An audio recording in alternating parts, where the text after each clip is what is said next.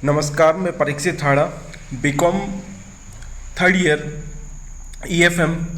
एक topic financial market में जब हम पढ़ते हैं मुद्रा बाजार, पूंजी बाजार, तो मुद्रा बाजार का आज हम अध्ययन करेंगे। मुद्रा बाजार के जो उपकरण हैं उनका अध्ययन करेंगे। तो सबसे पहले हम ये जान लेते हैं कि मुद्रा बाजार और पूंजी बाजार मुख्यतः किसके अंग होते हैं। तो मुद्रा बाजार और पूंजी बाजार वित्तीय बाजार के अंग होते हैं, या फिर हम कहें कि वित्तीय बाजार दो प्रकार का होता है, जिसमें पहला जो है वो मनी मार्केट यानी मुद्रा बाजार और दूसरा है कैपिटल मार्केट यानी पूंजी बाजार। तो फाइनेंशियल मार्केट याद रखिए दो प्रकार का होता है, money market and capital market.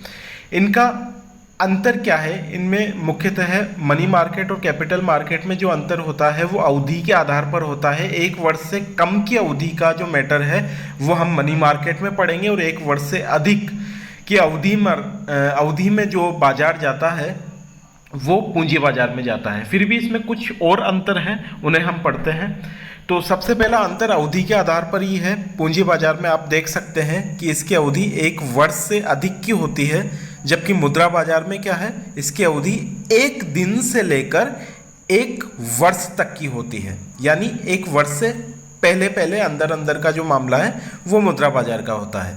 दूसरा इनका जो अंतर है वो है कंपोनेंट्स, यानी इनके जो अंग हैं उनके आधार पर। पूंजी बाजार इसके मुख्य अंग होते हैं प्राथमिक और गौण बाजार। अब ये प्राथमिक और गौण बाजार क्या होता है, ये हम जब कैपिटल मार्केट को पढ़ेंगे तब इसको डिटेल में पढ़ेंगे, जिसमें शेयर्स वगैरह, डिबेंचर्स, इनको हम अध्ययन करेंगे। मुद्रा बाजार इसके मुख्य अंगों में मांग मुद्रा बाजार, बिल बाजार और कटौती बाजार शामिल है, जिनका अध्ययन हम आज करने वाले हैं। तीसरा है तरलता के आधार पर इन दोनों में क्या अंतर है, लिक्विडिटी के आधार पर क्या अंतर है। तो पूंजी बाजार है, इसमें सीमित तरलता होती है, और जाहिर सी बात है कि इसमें एक वर्ष से अधिक की अवधि का मैटर है, तो फिर तरलता कम होगी। तरलता से यहाँ पर मतलब है कि आप जो इन मार्केट के जो उपकरण हैं उनको आप कितनी जल्दी कैश में कन्वर्ट कर सकते हो, यहाँ पर ये मतलब है तरलता से। जबकि मुद्रा बाजार में उच्च तरलता होती है, किसकी तुलना में? पूंजी बाजार की तुलना में, क्योंकि इसको कैश में कन्वर्ट करना आसान रहता है। चौथा जो डिफरेंस है वो इंस्ट्रूमेंट्स यानी प्रपत्र के आधार पर है। पूंजी बाजार के जो इंस्ट्रूमेंट्स हैं, मुख्य प्रपत्र हैं, उनमें शेयर्स, डिबेंचर और बॉन्ड यानी अंश, ऋण पत्र और बॉन्ड शामिल हैं। जबकि हम देखें कि मुद्रा बाजार में मुख्य प्रपत्रों में क्या शामिल है, तो मुद्रा बाजार के मुख्य प्रपत्रों में सबसे पहले नाम आता है व्यापारिक बिल का, फिर ट्रेजरी बिल का, फिर जमा प्रमाण पत्र का और वाणिज्यिक पत्र। ये सभी मुद्रा बाजार के इंस्ट्रूमेंट्स है, प्रपत्र हैं। अब हम बात करें नियंत्रण के आधार पर इन दोनों में क्या अंतर है, तो देखिए पूंजी बाजार में जो नियंत्रण होता है वो सेबी का होता है। सेबी की फुल फॉर्म है securities exchange board of India. तो इस सेबी का नियंत्रण पूंजी बाजार पर रहता है। मुख्यतः जो शेयर मार्केट है उस पर पूरा वॉच जो रखता है वो सेबी रखता है कि किसी तरीके से निवेशकों के साथ धोखाधड़ी नहीं हो। जबकि मुद्रा बाजार में नियंत्रण कौन रखता है? मुद्रा बाजार भारतीय रिजर्व बैंक द्वारा नियंत्रित होता है। RBI, reserve bank of India, watch रखता है मुद्रा बाजार पर और इसके उपकरणों पर। तो ये था नियंत्रण के आधार पर इन दोनों में भेद। अब आखिरी जो अंतर का आधार है वो है सुरक्षा का तत्व। तो पूंजी बाजार में देखते हैं हम, इस बाजार में जोखिम अधिक रहता है, क्योंकि इसमें हर प्रकार की कंपनियों की प्रतिभूतियों का क्रय विक्रय होता है। तो रिस्क की बात आएगी तो आपसे पूछा जाए कि रिस्क मनी मार्केट में ज़्यादा होता है या कैपिटल मार्केट में, तो आपको आंसर करना है कैपिटल मार्केट रिस्क के हिसाब से ज़्यादा है। जबकि मनी मार्केट में क्या होता है, मुद्रा बाजार में, इस बाजार में सरकार, वित्तीय संस्थाएं जैसे एलआईसी वगैरह तथा अच्छी कंपनियों की प्रतिभूतियों का क्रय विक्रय होता है, इसलिए यहाँ सुरक्षा अधिक होती है। सुरक्षा अधिक क्यों होती है? क्योंकि ज़्यादातर किसका क्रय विक्रय होता है? गवर्नमेंट की सिक्योरिटीज़ का, वित्तीय संस्थाएं जो गवर्नमेंट द्वारा सपोर्टेड रहती है उनका, और अच्छी कंपनियों के द्वारा जो उनकी सिक्योरिटीज़ होती है, प्रतिभूतियाँ होती है, उनको क्रय विक्रय किया जाता है। तो जाहिर सी बात है उसमें रिस्क बहुत कम रहता है। लेकिन एक बात और है कि जहाँ पर रिस्क कम होगा वहाँ पर रिटर्न भी कम होगा, और जहाँ पर रिस्क ज़्यादा होगा जैसे कैपिटल मार्केट में, तो वहाँ पर रिटर्न भी ज़्यादा मिलता है।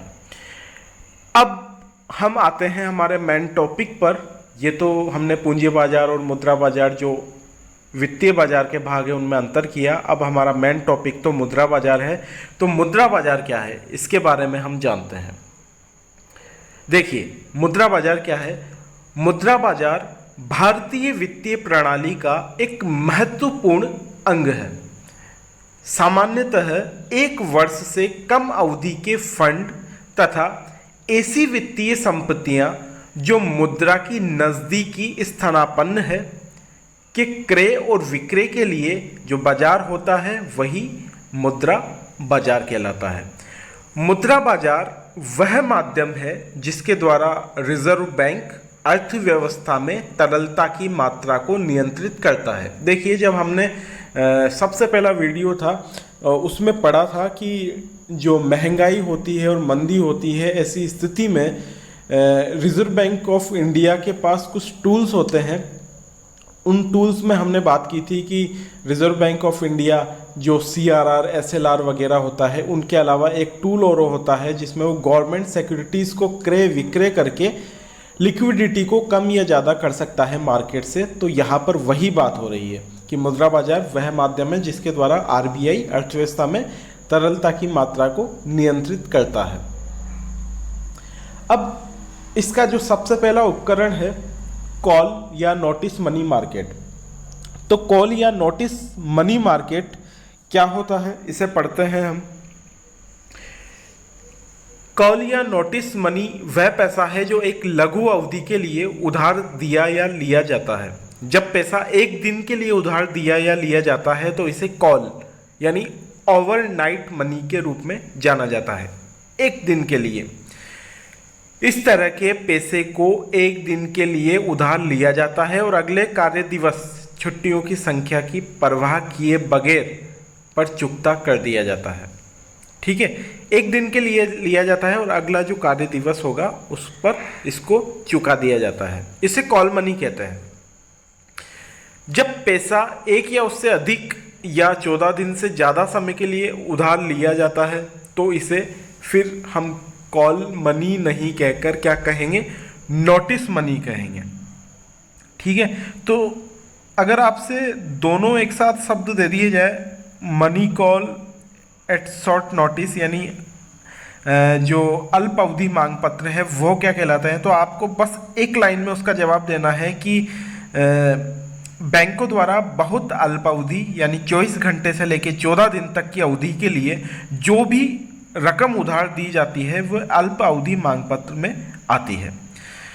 हम यहाँ पर थोड़ा इसको डिटेल में पढ़ रहे हैं कि कॉल मनी कहा जाता है और 14 दिनों से ज़्यादा समय के लिए हो जाए तो हम उसे नोटिस मनी कहते हैं। इस तरह के लेन देन के लिए किसी प्रकार की सुरक्षा यानी सिक्योरिटीज़ की आवश्यकता नहीं होती है, ये महत्वपूर्ण है। अब हम अगला जो इंस्ट्रूमेंट है इंटर बैंक टर्म मनी, ये क्या होती है। देखिए, इंटर बैंक टर्म मनी नाम से ही पता चल रहा है कि इसमें अंतर बैंकीय जो मुद्रा बाजार है उसका लेन देन होता है। तो 14 दिनों से अधिक की अवधि की परिपक्व जमा राशि के लिए अंतर बैंक बाजार को मुद्रा बाजार के रूप में जाना जाता है। इसके लिए वही नियम लागू होते हैं जो कॉल या नोटिस मनी के लिए होते हैं, सिवाय कि मौजूदा नियम जिसमें निर्दिष्ट संस्थाओं को 14 दिनों से अधिक की अवधि के लिए उधार देने के लिए अनुमति नहीं होती है।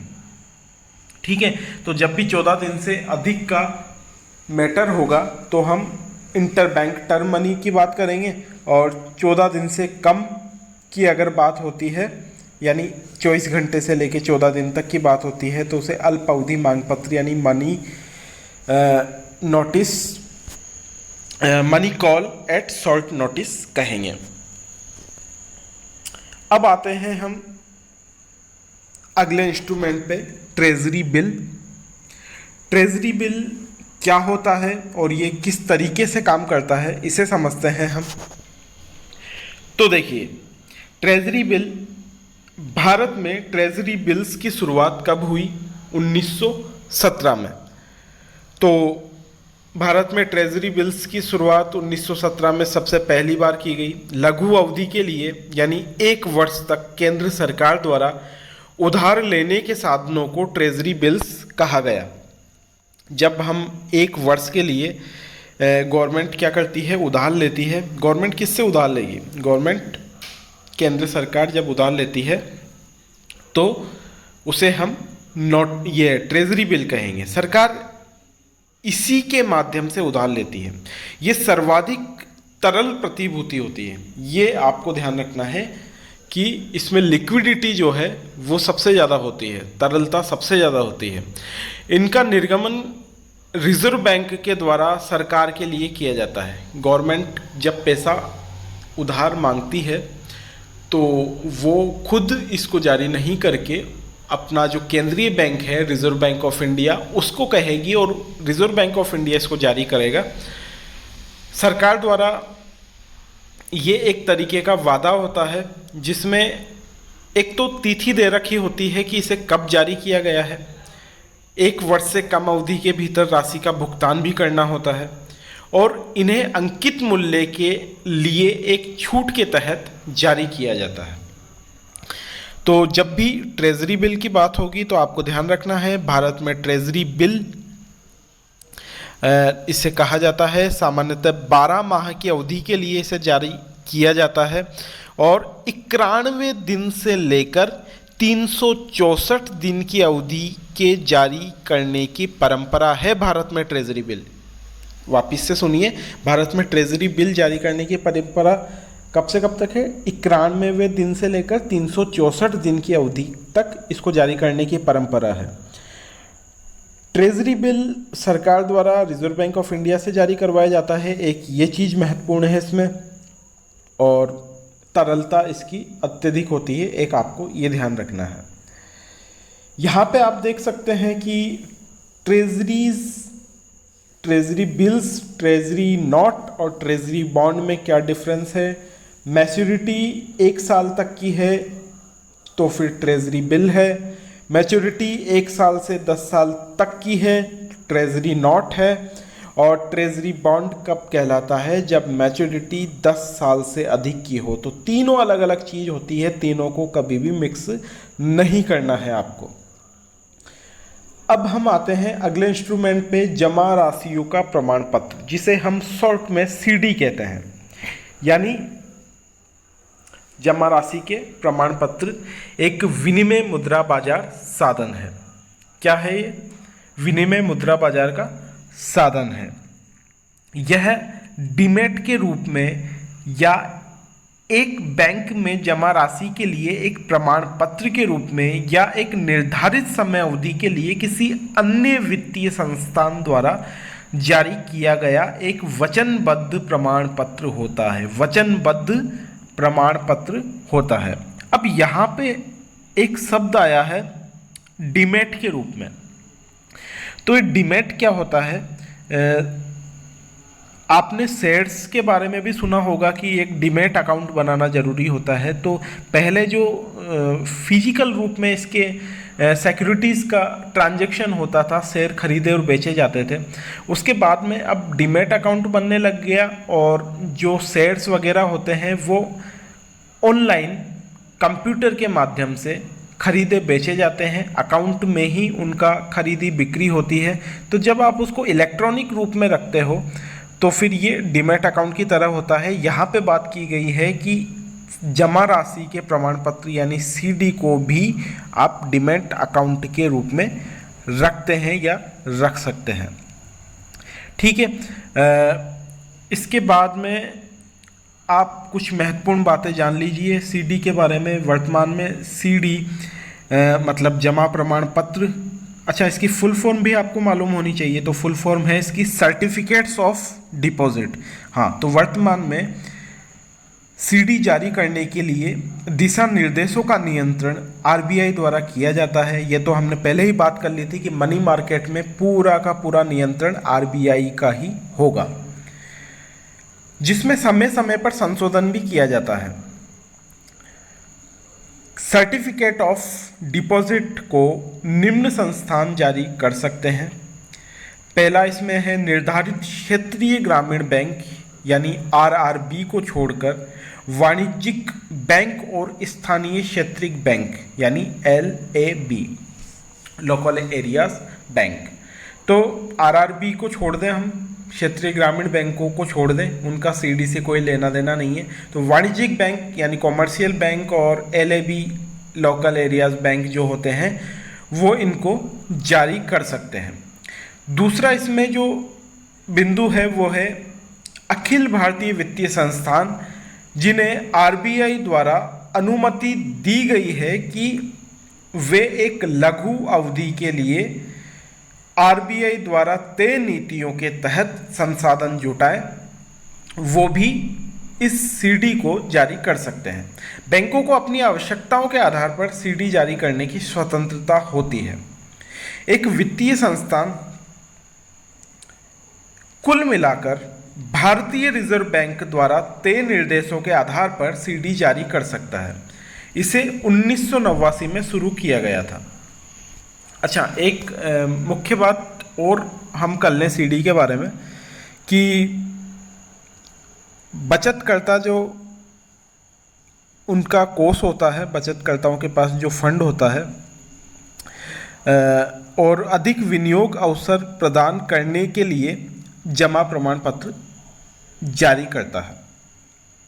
अब क्या होता है कि ये जो जमा प्रमाण पत्र है वो 5 लाख के गुणक में जारी किए जाते हैं और इसकी अधिकतम सीमा 25 लाख रुपए तक होती है। यानी गुणक 5 लाख का गुणक होगा और मैक्सिमम ये कितना होगा, 25 लाख रुपए तक होगा। और इसकी एक आपको परिपक्वता अवधि भी ध्यान रखनी है कि सीडी की परिपक्वता अवधि यदि आपसे पूछी जाए तो आपको जवाब देना है कि 3 माह से 1 वर्ष तक की इनकी परिपक्वता अवधि होती है। ठीक है, तो 2 महत्वपूर्ण बात है। पहली महत्वपूर्ण बात, एक तो ये 5 लाख के गुणक में जारी किए जाते हैं और मैक्सिमम 25 लाख रुपए तक की इनकी सीमा होती है।